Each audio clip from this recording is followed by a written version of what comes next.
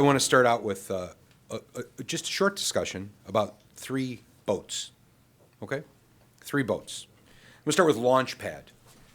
It's a 387-foot Fed ship super yacht, which is among the world's largest, featuring 13 staterooms for 26 guests and a 48-person crew. Then there's U-81, which is a 262-foot specialized support vessel acquired in 2025 to manage watercraft, submarines, and a helicopter. The support ship for the biggest mega yacht in the world.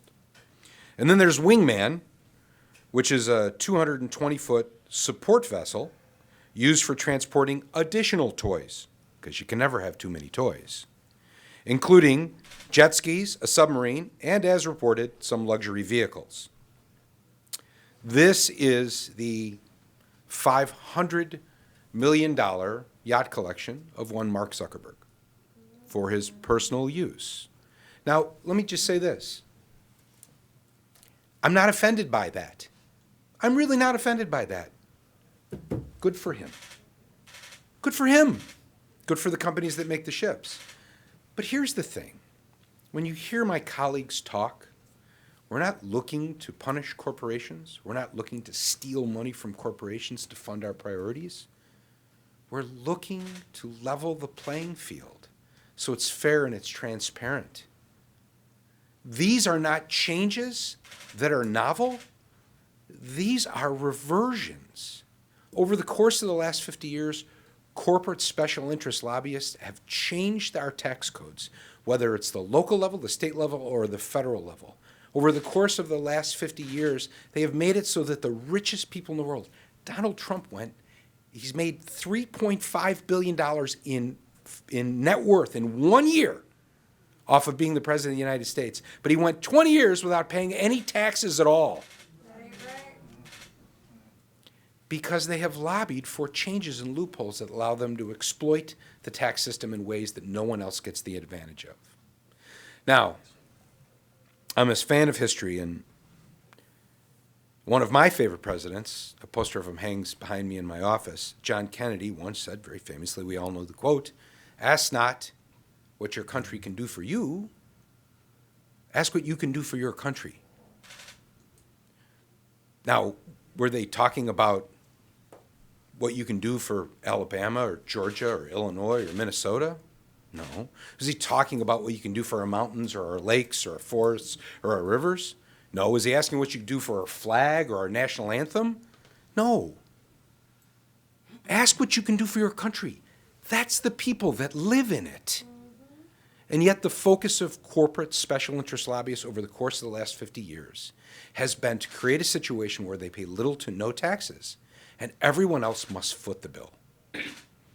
And that has ended up, and you heard it from my colleagues, in what is one of the most crushing tax burdens anywhere in the United States of America. If you live in Illinois, you pay a greater percentage of your income in taxes than almost anyone of any income stratus anywhere in the country. That's not right. And on top of it, we gut essential services. We make cuts to programs that is nothing more than and nothing less than abject cruelty. Taking away health care from sick people, taking food assistance away from hungry people when we don't need to. We just need a level playing field. Now, not only is this the right thing to do morally, it kind of makes sense. I have wonderful businesses, as we all do, in our communities. I could list them. Wonderful businesses that provide services to my community. They employ people in my community, and yet they go to work every day thinking, how am I going to make ends meet because I'm crushed by an exceptionally high tax burden. We hear it all the time. Illinois is unfriendly to businesses. But here's the kicker. Not all of them. We're pretty darn friendly to some. And so the bill that I'm filing is combined worldwide reporting.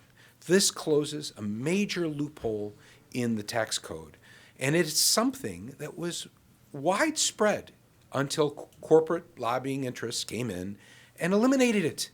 The lack of combined worldwide reporting allows companies to take profits that are made and shift them to tax havens. So they set up a subsidiary in a tax haven, they shift their profits over there, and then they can avoid paying any taxes whatsoever on a large portion of their profits. It gets even deeper than that. They can do things like they can set up a subsidiary where they pay for rights to using their corporate logo. And they pay excessive amounts of money to that, so it looks like there's profits generated there, and then they can avoid paying any taxes at all. And that's wrong. Ask what you can do for your country, for your people, for your neighbors, for the people that make this country what it is. It's time that we do that in this state. It's time that we relieve the crushing tax burden on middle-class families and small businesses across the state that are trying to make ends meet. It's time that we have a transparent and level playing field. When we do that, policymakers like us can actually make good decisions that lead to a lower tax burden for all. Thanks for watching this video. Please like and subscribe to keep up to date with news from the caucus. For more information on what I'm working on, please follow me on social media using the links in the description below.